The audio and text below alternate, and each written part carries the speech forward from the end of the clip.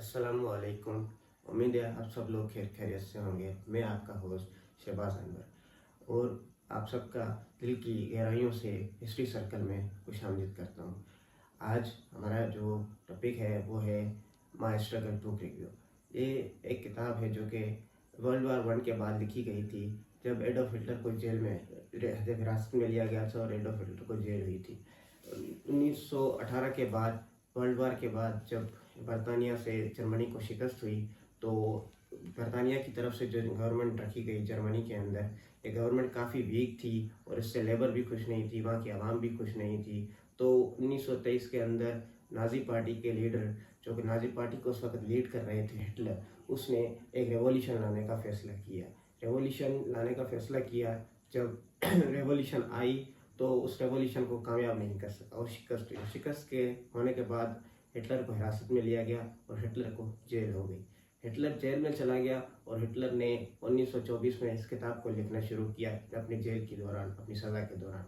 उस वक्त हिटलर के पास जो थी मवाद थे अपने ज़िंदगी के, जो उसने अपनी ज़िंदगी में से एक्सपीरियंस हासिल किया था, वो वर्ल्ड वार 1 के अंदर से जो उसने एक्सपीरियंस हासिल किया था अपनी फौजियों के साथ, उस वक्त वो सारे एक्सपीरियंस को भी वो इस किताब में लिखता है। और दूसरी जो भी चीज़ें हैं वो इस किताब के अंदर उसके अपनी प्लान्स, अपना जो भी मंशूर है, मैनिफेस्टो है, और वो सारी इन चीज़ों को आउटलाइन करता है इस किताब के अंदर। ये किताब 1925 और 1927 के अंदर उसके बाद हम बात करेंगे इस किताब के थीम्स के बारे में।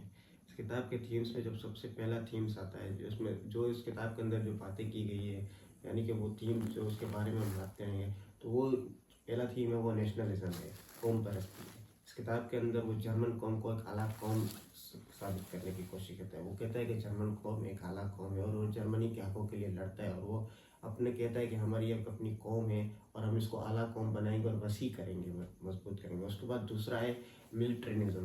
मिलिट्रिज्म ये है कि वो कहता है कि हम फौजी ताकतों के ज़रिए अपनी जो गंवाई हुई टेरिटरीज है उसको वापस हासिल करेंगे, और जो हमने जंगों के अंदर जो अपनी टेरिटरीज गंवाई है वो हम दुश्मनों से वापस लेंगे। और इसलिए वो मिलिट्री को मजबूत करने के लिए भी प्लान्स बनाता है, जो इस किताब के अंदर लिखता है। उसके बाद एक है एंटीसेमिटिज्म, क्योंकि यहूदियों के खिलाफ नफरत फैलाता है। वो एक यहूदियों से शदीद नफरत करता है, जो कि एक देखा जाए तो एक तरीके से उस वक़्त के अंदर एक इंडिविजुअली जो यहूदियों से वो नफरत करता था वो एक गलत बात थी। क्योंकि अगर इंडिविजुअली वो किसी एक यहूदी से नफरत करता तो ये अच्छी बात है, चलो उसके अंदर किसी की बुराई होती है, कोई उसके कौम का कोई दुश्मन होता है यहूदी, तो अगर उसके खिलाफ बात करता वो बिल्कुल अच्छी बात थी। मगर वो पूरी कौम को एक बुरा कहता था। ये जो थीम इसके अंदर किताब के अंदर जो यहूदियों के खिलाफ जो हद से ज़्यादा नफरत फैलाई गई, ये भी एक हद तक गलत था। मगर क्योंकि इंसान इंसान होता है, चाहे वो यहूदी हो, चाहे मुसलमान हो, चाहे वो कोई भी हो, मगर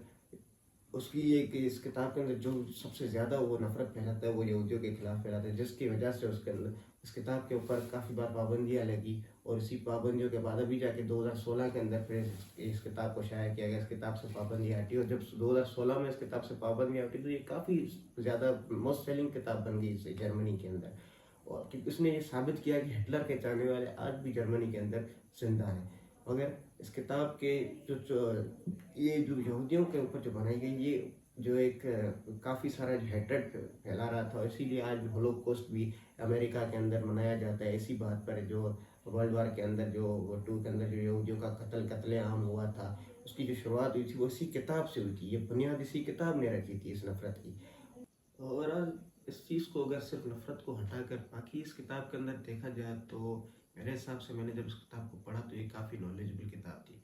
वर्ल्ड वार 1 के अंदर जो हुआ तो उस वर्ल्ड वार 1 के बारे में मुझे काफ़ी सारी नॉलेज इस किताब से मिली, और नाजी पार्टी की शुरुआत कैसे हुई वो भी मुझे इस किताब से नॉलेज मिली। और आप जब इस किताब को पढ़ेंगे तो आपको सारी वजूहत के बारे में पता चलेगा कि क्या वजूहत थी जर्मनी के अंदर, क्या नाइंसाफ़ियाँ थी गरीब तबके के साथ, लेबर के साथ, मजदूर के, मतलब फार्मर जो जमीन जो हारी है उसके साथ क्या नाइंसाफ़ी थी, वो क्यों हिटलर के साथ खड़े हुए, वो क्यों गवर्नमेंट को हटाना चाहते थे, और इसके बाद इन चीज़ों से क्या हुआ जिसकी वजह से वर्ल्ड वार 2 हुई।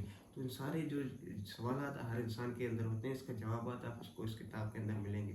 तो मेरे ख्याल से ये किताब पढ़नी चाहिए, मगर नफ़रत को हटा कर रखें।